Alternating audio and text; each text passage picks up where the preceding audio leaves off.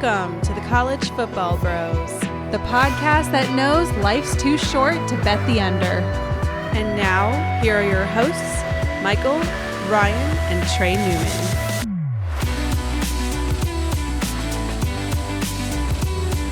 Welcome to the College Football Bros podcast. I am Michael Newman, and I'm joined by the brother who is overhyped. Wow, that's me, Ryan Newman. And by the other brother who is underwhelming. Thank you. No, that's me, Trey Newman. I'm not sure that could ever be a compliment, but this is our last episode. Yeah, Spin Zone. This is our last episode before we get into conference previews next week, which is pretty crazy. But also before we get into this episode, want to let everyone know we have a YouTube only episode that just came out. We ranked the top 15 quarterbacks in the country, regardless of conference. So search College Football Bros on YouTube to find that. Be sure to subscribe, comment what your thoughts on the video are, give us a thumbs up, all that good stuff. Okay, on to this episode. So we have each created our own prop bets about the 2020 season, and we're going to see if the other bros are going over or under. And Ryan, you're first, but you got to tell us the name of your sports book before you give your prop. Sure. It's the You're Gonna Lose Eventually sports book. Oh, okay, boy, that's I'm not gonna bet customers. Yeah. They're really attracting people there. Wow. It's either that or just throw it down the toilet money. So one or the other. Yeah. I won't be playing at your book. I'll shop around. Yeah. All right. Ready for the first one? Sure. All right. Spencer Rattler over or under 4.5 for his finish in the Heisman voting this year. So under would mean that he finishes in the top 4. Got it. Okay, I'll take the lead here, Mike. Before I get to this answer, I knew Oklahoma was on an insane Heisman run, but I really didn't realize how incredible it really was. So here's what they've done in the last 5 years. Mm-hmm. Jalen Hurts finished second last year. 2 years ago, Kyler Murray won. 3 years ago, Baker Mayfield won. The year before that, Baker Mayfield and D.D. Westbrook finished third and fourth. And then the year before that, Baker finished fourth. So that's 6 times in the last 5 years they've had a guy finish in the top 4. Crazy. So, wow. So naturally, and that coincides with Lincoln Riley being there. Those are the 5 years he's been either offensive coordinator or head coach. So naturally, you would say under, but I'm going to go over and say that, and I'm going to step in front of that Oklahoma Heisman train and say that Rattler doesn't get to New York or finish in the top 4 here. It's not unprecedented that a freshman would finish in the top 4, of course, but it's still difficult. He's talented, but at this point, clearly unproven. Not saying he can't. And I mean, I'm confident that Riley's going to get Rattler to play really well. But I'm just saying maybe it'll take more than a year, or maybe just not quite Heisman level in year 1. Okay. I mean, maybe over is a smarter bet. I don't know, because all it takes is an injury and then he's going to go over. Obviously, we're not hoping for that, but even throw an injury aside. Yeah, I'm going to take the under, though, even with the injury factor, just because you went through it, that list. So the average finish for their quarterbacks have been 2.2. Now, obviously, going forward, I would not expect that to continue. That's too good. But 4.5, sure. And until it doesn't happen, I'll keep betting on it. They've had an insane run. That's crazy. That is amazing. I mean, 2.2. That's a crazy stat. Imagine if they had just any defense. Yeah, that's a different subject. All right. So we're going to go to my sports book, and it's playwithtrey.com. Yeah, I don't know. I mean, let's just, if there's anything inappropriate on that website, please, it wasn't intended. Boy. Wow. Yeah. I've been there. It's not good. Okay. Well, I'm going to buy the Reds out to playwithtrey.com. Oh my God. So on that note, at playwithtrey.com, my first over under is over under 11.5 interceptions for Justin Fields and Trevor Lawrence combined. Now, the reason I asked this is because they threw 11 combined last year. Yeah, I think you set the perfect line here because I was going back and forth on this one. So last year, Fields threw 3 and Lawrence 8. Now, next, I don't know what the over-under is for Fields, but it's got to be more than 3. That's kind of unsustainable. You'd have to get lucky to do that again, I would think. But for Lawrence, I would think maybe under 8 because he only threw 4 the year before in a similar amount of pass attempts. So it's tough, but I think I'm gonna go under. I would go over if I knew they were both playing the full season. But that injury factor just takes one of them getting hurt, and it's a good chance of it going under. I'm very negative on this. Yeah, I'm just avoiding injury. It's I'm a not even factor. considering that, but It's a factor. Of course. it is a factor. It is a factor. I'm gonna take the over though here. Like, yeah, they had 11 last year, obviously, but when you look at what they had, the teams have coming back, like Justin Fields, he loses J.K. Dobbins, so maybe the running game isn't quite as good. So maybe there's a little bit more pressure on him to pass. Not that he wasn't amazing, but they got Trey Sermon. It's a little bit of a difference there. I know Trey Sermon, but he's not. I don't think he's J.K. Dobbins. I agree. And then you go to Clemson. He loses Justin Ross and T. Higgins, 2 huge targets for him, and he's not going to have near the talent. Well, I mean, still good talent, but not those 2 guys. So might have to throw a few more 50-50 type passes or tough windows that might get picked off. So I'm going to just say that they go over just for those reasons. This one was crazy to me because Fields, he only had thrown 1 until the playoff, and he threw 2. Yeah. And then Lawrence, he threw his 8, like I think through like the first 6 or 7, 8 games or something, and then he finished the year, I think. Yeah, he struggled early, flawless, but yeah, it's that would be a tough one. Okay, we're going to my sports book. Not quite as, sexy of a name as Trey's, but it's called I Bet You Won't is the name. Just kind of basically a challenge. Just challenge anyone walking by. I bet you won't. So our prop here is over under 1.5 SEC coaches to be fired before the 2021 season starts. Yeah, so when you go down the line here of coaches and who is possible, to me, it just seems like there's 2 clear choices that maybe they're the only ones that have the possibility. Derek Mason from Vanderbilt and Will Muschamp from South Carolina. Those 2 guys are clear, but after that, it's like, who would be the third guy? The name I guess I come up with was Gus Malzahn, but it would take a pretty bad year, I feel like, for Malzahn to get the boot, which I guess it's possible that could happen. But yeah, I just really only see those 2 guys as being possible. I saw a tweet, or not a tweet, I don't know, some article from like Pete Futalk. I don't know how to pronounce that guy's name. And College Football News. Yeah, he was saying it was a couple months ago I saw, but it was like he put Jimbo Fisher on the hot seat, like ahead of. It was like one of the top 3 or top 2. I think he was the second guy on his list for SEC coaches on the hot list. I was like, what? That's clickbait right there. Jimbo? What? That just I don't see that. I don't see that at all. I'm like, what are you talking about, man? So, anyways, I'm gonna go under here. So I really am just those 2 guys, and I'll just say somehow one of them is able to squeak it out enough to be able to stay alive. So, yeah, I'll go under. Say 1. I'm gonna go the opposite. I'm gonna say over. You named him, of course, Ryan Mason and Muschamp. And Mason, he just seems so obvious. I mean, they were dreadful last year, and he's already clearly on the hot seat. We talked about it last week. He's bringing in 4 quarterbacks in this offseason. Very desperate move. Their season win total's 3. So I mean, even if they match that, they're 3-9. Like that's. I know it's hard to win at Vandy, but that's not going to really kind of keep him around. And then Muschamp, we've talked about it. Brutal schedule, of course, but he's only just above 500, 26-25 in his career. The fans there are yearning for kind of some of those Spurrier days.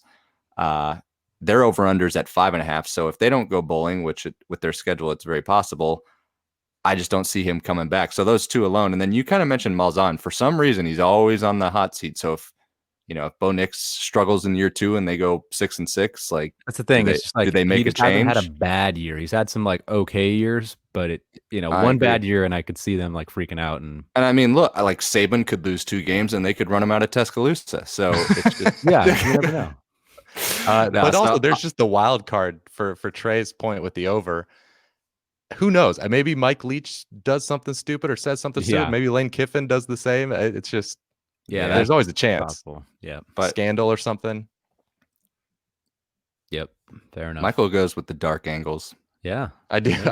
Yeah. Hey, maybe a coach gets injured. But I agree. Yeah, exactly. All right, let's move on to my second one here. So over or under 0.5 Pac12 teams in the playoff. I'm going under here. Easy under. They haven't made it for 3 straight years.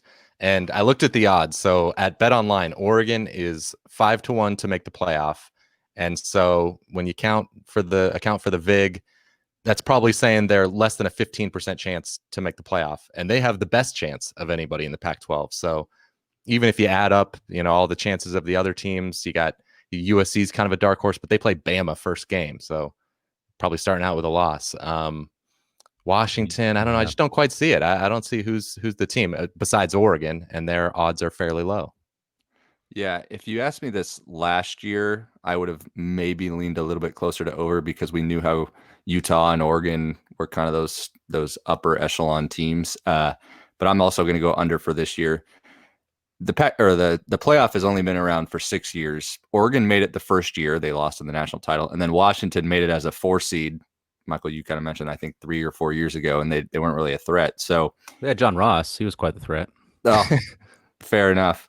But I mean, they're just not that dynamite preseason team. I mean, Oregon is the favorite, but they're breaking in a new quarterback, new offensive coordinator. I'm not super, super confident. And then, there's the USC's, Washington's, and Utah's, but all their over-unders for the year are around 8.5, and the under on some of those is kind of slightly favored. So I don't see them making a push to get it. So I got to go under as well. It's been a rough go for the Pac-12. Yes, it has. All right, let's go back to playwithtrey.com. Playwithtrey.com would like to present this over-under, not including due to injury, Michael. So not including due to injury. Disarmed me. I know. Sorry, so I'll repeat that. Sorry. So not including due to injury, over under 1.5 quarterbacks to start for Alabama this year. It's a tough question. But I'm going to say under. I think Mac Jones, he's helped by the fact there was no spring. So he's got all the reps. He had all the experience from last year. So he's by far the most likely candidate. And I just think that they're going to be a playoff contender, of course. That's not saying much, but he was darn good. Like when he was playing last year, his stats were incredible. So I'm not sure what I don't know. There's a lot of people out there I feel like that are just kind of brushing him off when he was really, really good. So I think they'll be in contention for the playoff, and there won't be a reason to go away from him because they'll be playing well. So yeah, I'm gonna say that he's the only one. I'm going under as well, and that big reason you pointed out, the lack of a normal offseason. For true, you're not, in my opinion, you're not going to see a ton of true freshmen starting this season because of that, because they're behind the 8 ball. They don't have any experience in the offense. So yeah, I have confidence that Mac Jones will do well with those receivers based on what we saw last year. Yeah, I mean, the fans will be rooting for Bryce Young though if Jones has any struggle in a game, but I agree. No, it's very true. He's not going to have a long leash. No. Yeah. All right.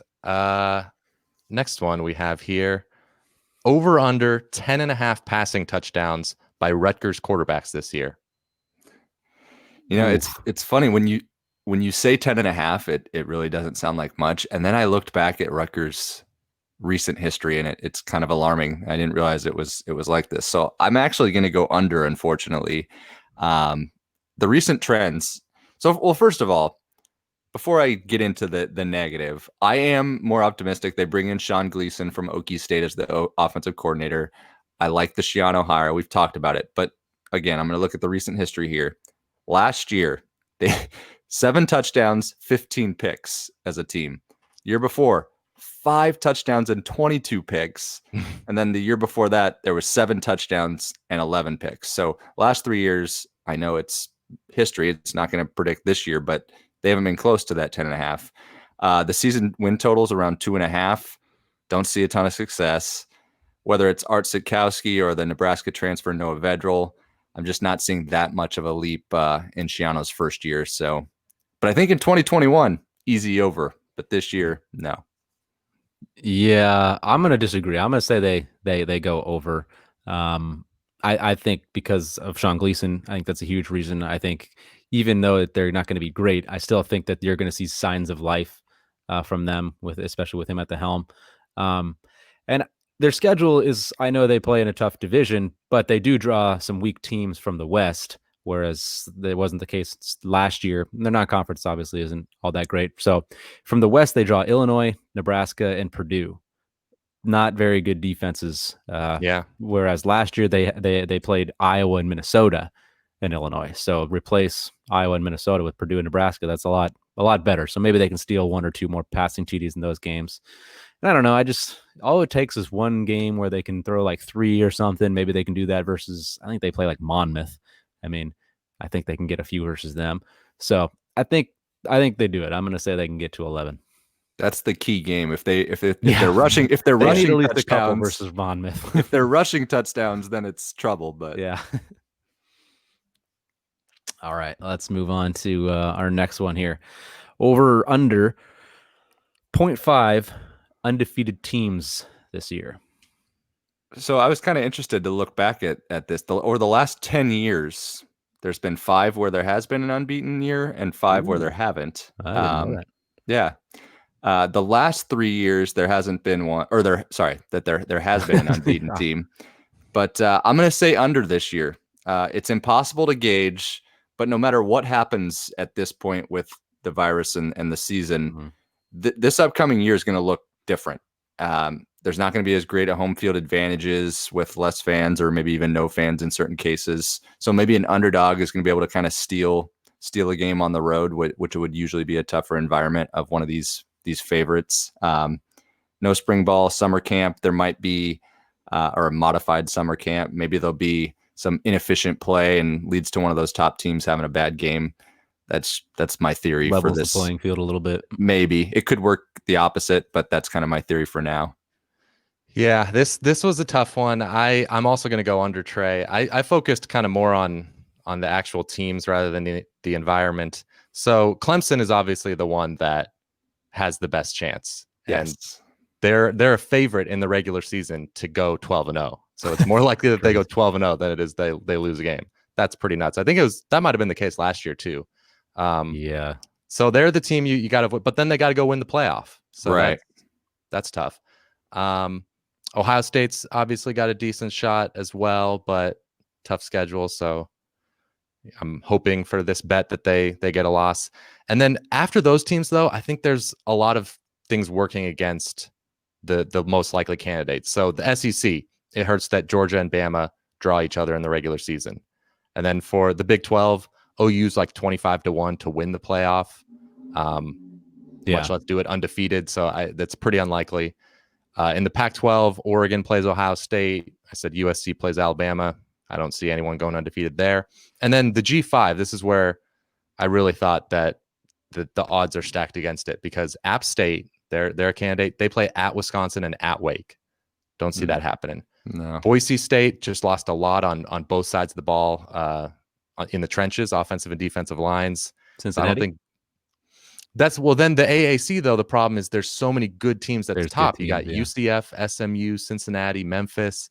Yeah. It's possible, but I think they'll beat each other up. So those are the reasons I'm going. I like that. I think I like your argument more than mine. Thank you. But hey, let's go visit playwithtrey.com. I love going. That's right.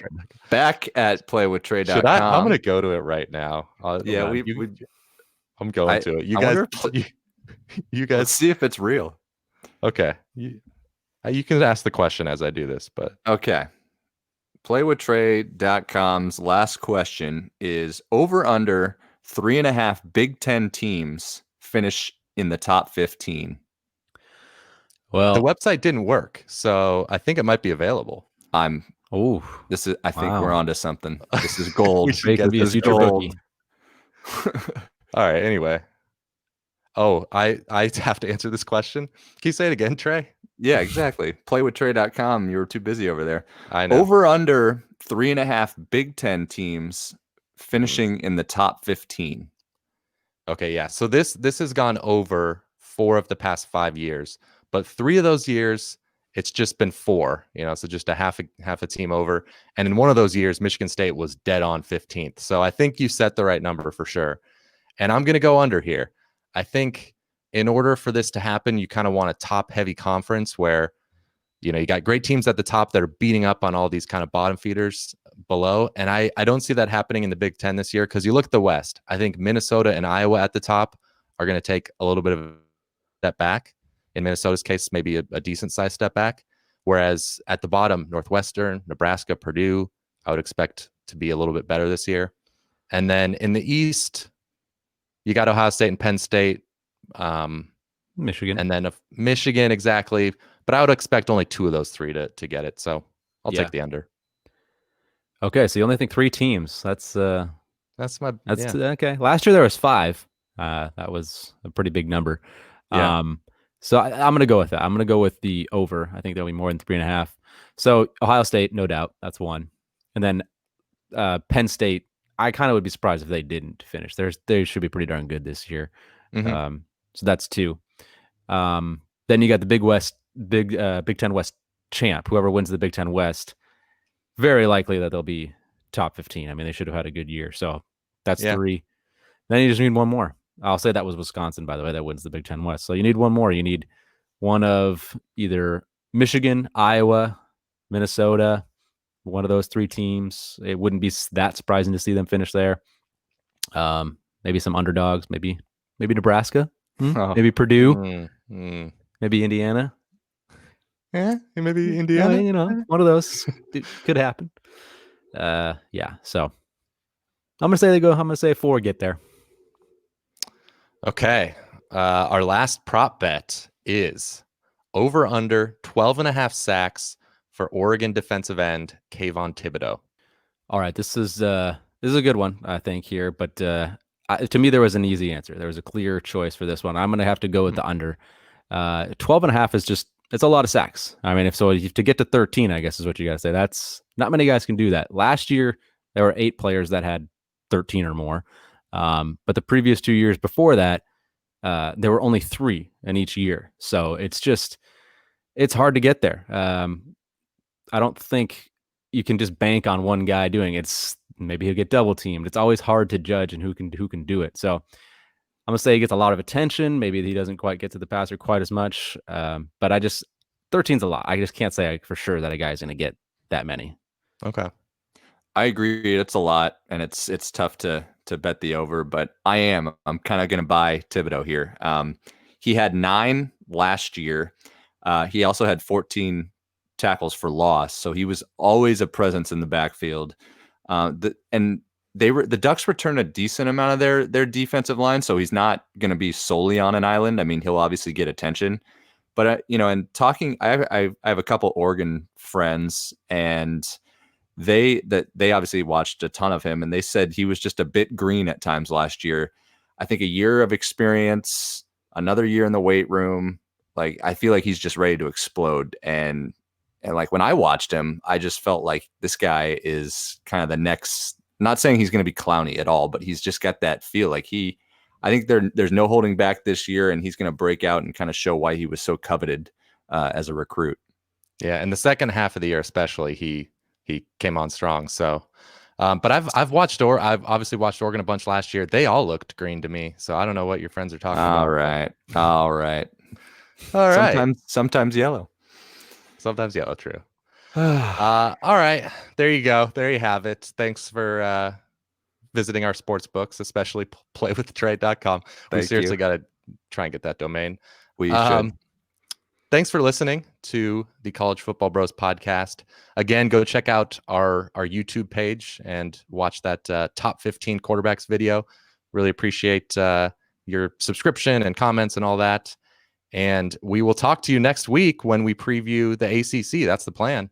So, Oh boy. We'll see you then.